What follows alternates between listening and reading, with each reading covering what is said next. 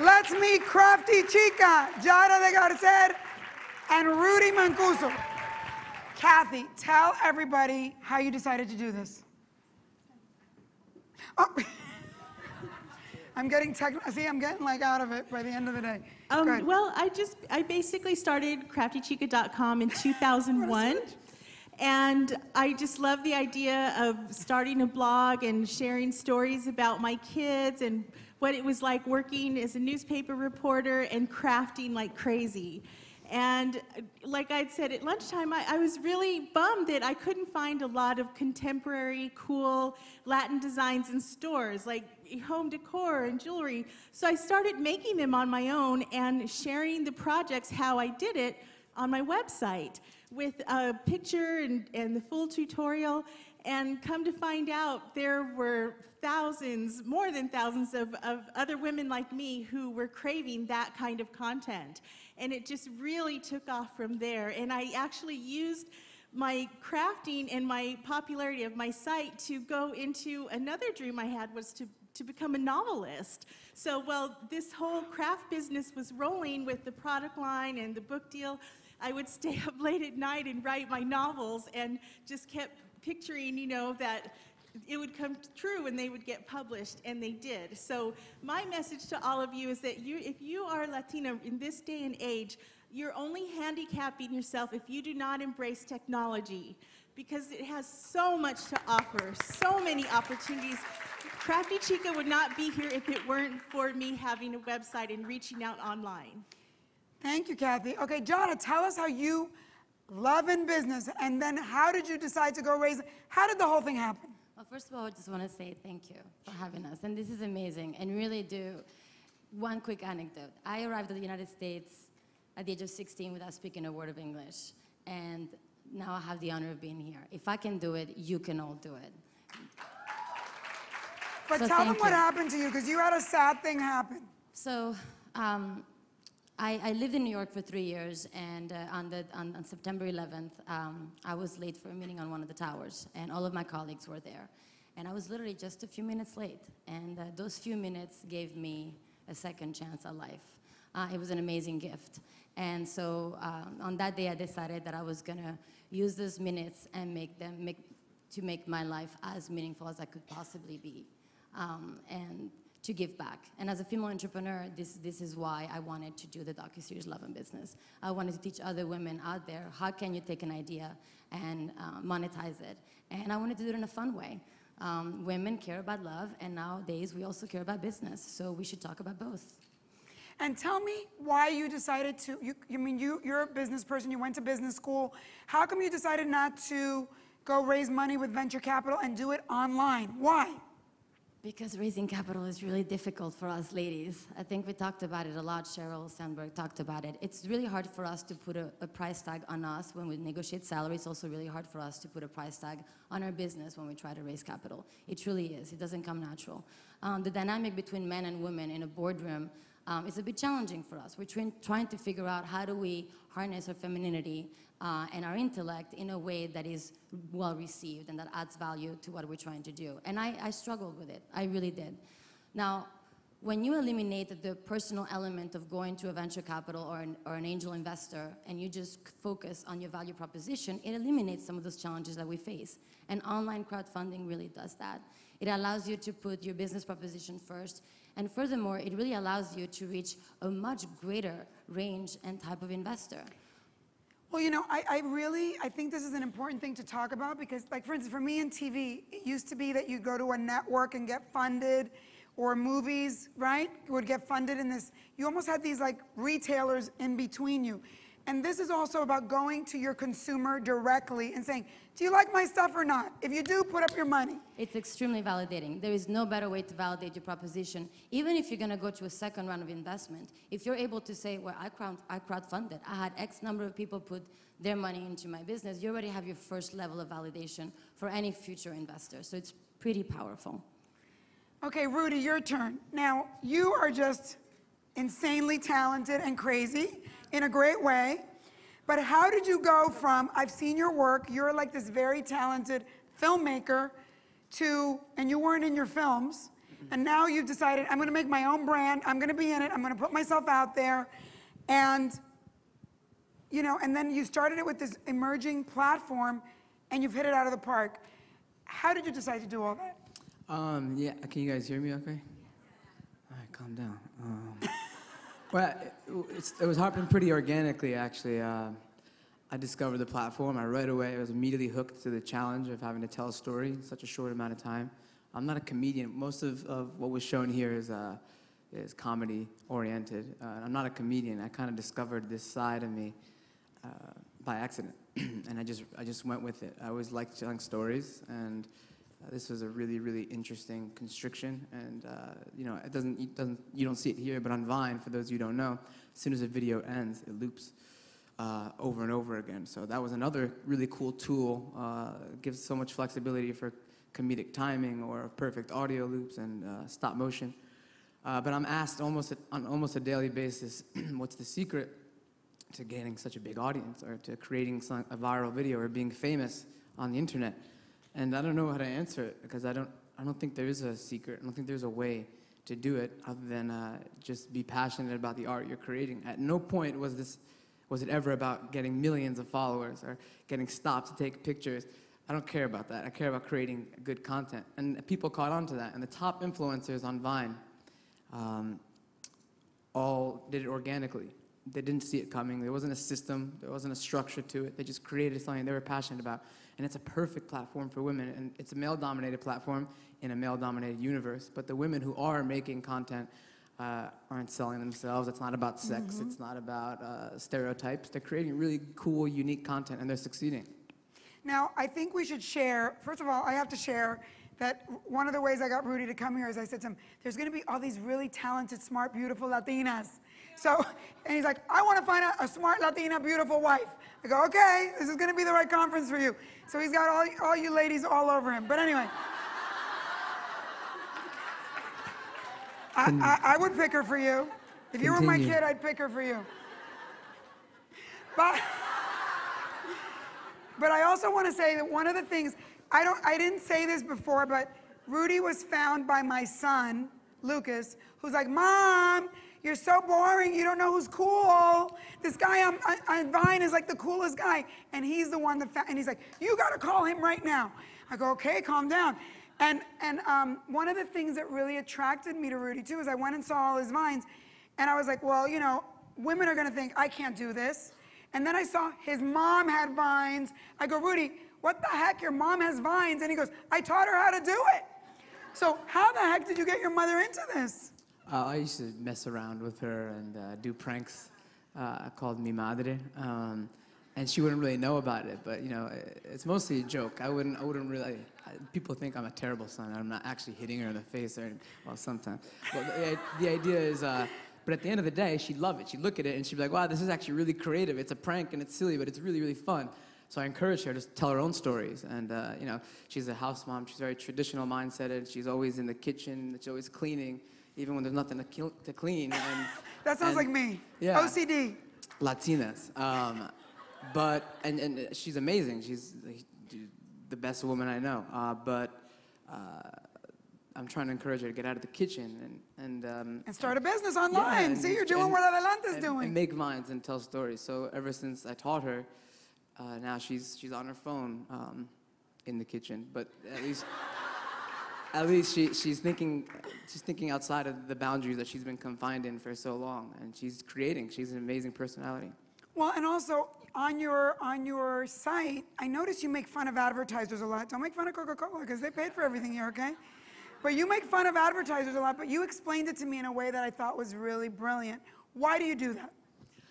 I mean, at the end of the day, it depends on the brand I'm working with. They don't all go for it, but I think it's very beneficial to laugh at ourselves and criticize ourselves, no matter how professional our voice is. The best results when working with brands, and I've worked with about a dozen brands now, the best results, the most beneficial results for both parties are when we find a really unique way to merge both of our voices into one. Nobody really wants to be bombarded with information. Nobody wants to be told what to do or what to like or what to buy or what product they should see. They want to see something organic and true. And the smart brands have let me tell that story in their world, if that makes sense. So yeah, if I have to, I did a McDonald's Vine where I made fun of the food.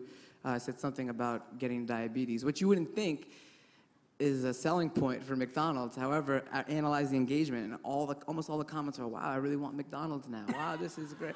So if that's not full proof, I don't know what is. It's true. But see, it's true. It's a new way of thinking that's more organic.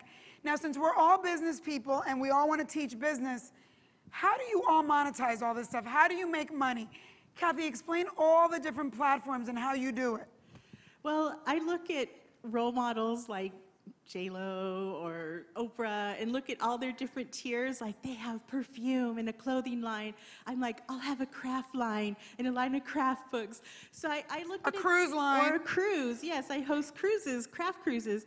So basically I have a whole bunch of different avenues because I've learned that you can never just count on one. So whether if it's sponsored post or a speaking engagement or book royalties or a book advance, a special YouTube video package for a client, there's just a lot of different ways that I've made it to So you make make money a living at it. from advertising, from products, For craft design, also from surface views, design, right? like- If you get traffic. Right. So, I mean, being an artist, I feel that there's so many different ways, like whether if it's designing scrapbook paper to doing the product line where I negotiate a royalty on what sells to writing a craft book about it. So there's just a lot of different ways. I sit down and I just write out a list of all the different ways. I just love to brainstorm. And then I take each one of those and break it off into its own list, into an action list of what I need to do to get that rolling. And usually it moves up the list if there's someone I can partner with to help me, because I love helping other people and just basically making people happy through crafts, like promoting positivity. And I found the more that return I get on that, it just keeps going and going. So let me get this right. Your social media activity, because you're very active in social Right. media, is like your promotion for all these brands that make money, that you make money with. Well, it all starts with my blog, because that's where the foundation is I just blog about everything in life that I love. If I find something cool, I want to share it to make other people's lives happy too. And then off of that, I tweet it out or put it on Pinterest or share it. Or if someone helps me, I'll say, okay, what can I do to help you? And it's a lot through social media, where we will take turns posting on each other's blogs or, retweeting. I tell, and all of you too, tag me in a tweet, and I know that you want me to retweet that. And it's just kind of like this internal thing we have with friends to help each other out, because, like the We All Grow series that Ana Flores has, if we all help each other, we all grow together. And I just love that aspect. We're all successful. And I think your website is really gorgeous and authentic, and it's you. So I really commend you on that. Thank you. Okay, Giahda, your turn. What is the end game of doing? You raise money, you get something started. So basically, you got seed money to create a pilot. Yes. And that gives you the money to take now that property and go out and sell it, right? Is that the game plan? That is absolutely the game plan. And is this something you would do again with other businesses, since you've done it once and it's been successful? I would absolutely do it again. It was my first time. It was a little scary. It's called, I used Kickstarter instead of Indiegogo. Those are the two platforms. And it is called a Kickstarter campaign. And I just wanted to say, without social media, I would have not been able to succeed. Yeah, because tell them the thing that there's a ticking clock. So in other platforms, basically what you're doing is you're deciding how much money do I want to raise and for how long do I want to try to raise this money. On Indiegogo, whatever you raise within that period of time, you get to keep, which is great. On Kickstarter, however, if you do not reach your end goal, you will lose it all. So you could be trying to raise $15,000 and you raise $14,198 and you will lose it all. So it creates... So it's like a game show. It is very scary. But I will say this. If it hadn't been that scary, I think a lot of people would have not come forward and helped us the way that they did. They just knew there was so much at stake. It was amazing to see over Twitter people at the 11th hour sort of tweeting at their cousins and their brother and their sister and their mom and their boyfriend, come on, just put in another $5. She has to go another $2,000. Just do it. And this went on until the last minute. So social media is extremely powerful. And Kickstarter, that sense of urgency, I actually think that, well, yes, it's risky. listen, no pain, no gain. You gotta go all out. And I think it was very successful because of that sense of urgency. Thank you. And Rudy, for you, since you have 7 million followers, which freaks me out because it's more than all the Latino networks combined and then some. Does that mean that you don't have to really do that much work to get revenue because people come to you? How do you monetize 7 million followers? Well, brand Are integration. you rich? Should we all these girls want to marry you quick? I don't know. No, but we'll talk about that. Can you fund her? Can you fund her next pilot? That's how business women do it. We're already arguing. We already are. So, yeah, brand integration. So within not only Vine, Instagram, a bunch of different social media platforms. I mean, that's one of the things that I do is that. But in addition, you know, I'm an artist, so I have a live tour launching in September, so I have to do performances and write shows. So you're doing like performance art kind of stuff? Yeah, but as far as making money on Vine, I work with brands, and you know, I'm approached several times a day by different brands. Some very small, some very big. No is the most popular answer for me, just because I don't like a lot of their campaigns. I don't care how much money they're offering. It needs to stay true to the art that I'm most passionate about. So.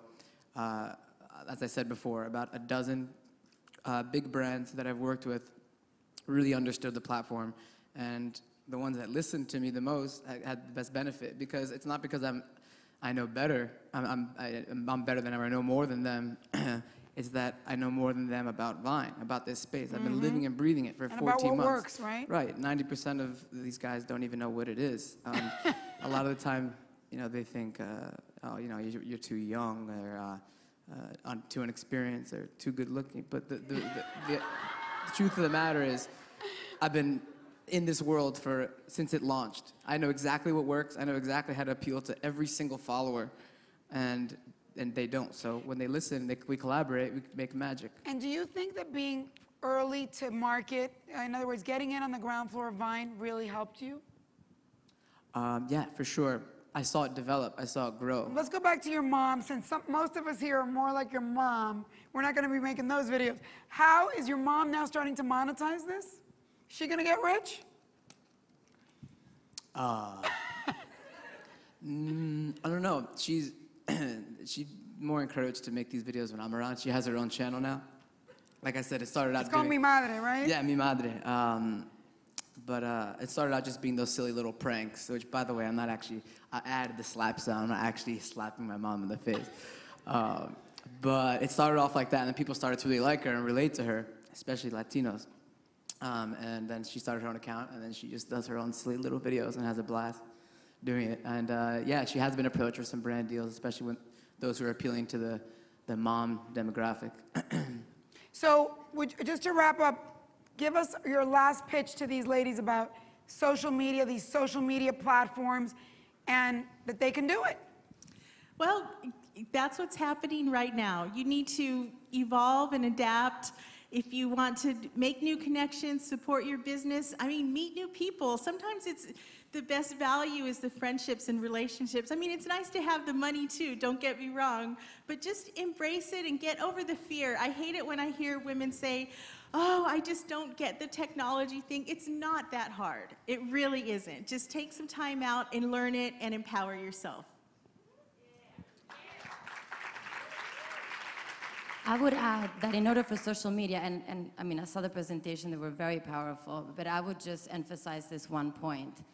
When you put things on social media, think about engaging people on an emotional level, not just a cerebral level.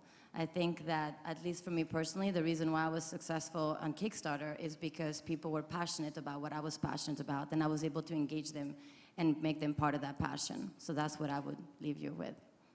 And Rudy, Alba? I would just very simply say, just make stuff, make something. And that doesn't necessarily mean a Vine. And you don't have to make a Vine. You have to make something or say something. There's a lot of entrepreneurs here. We're all trying to build a brand or have a voice. In order to have a voice, you have to say something. And in order to have content, you have to create it. And if you're not a creator or an artist or a musician or a comedian, do something else. But you gotta do something. And these tools are free, and you can use them on a daily basis. And there's so many people on there, and it's the new age of content creators and content consumers, which we all are a direct part of. So just keep making stuff. And I'm not saying specifically on Vine. If you do get on Vine, make sure you follow me at Rudy Mancuso. But aside from Vine, you got to say something. You got to tweet something, even if it's something important, something related to the news, politics, your own brand. You got to say something and contribute to this social space in this new age of digital, because it's amazing and it's free. And you can do it at home. You can do it here. All right?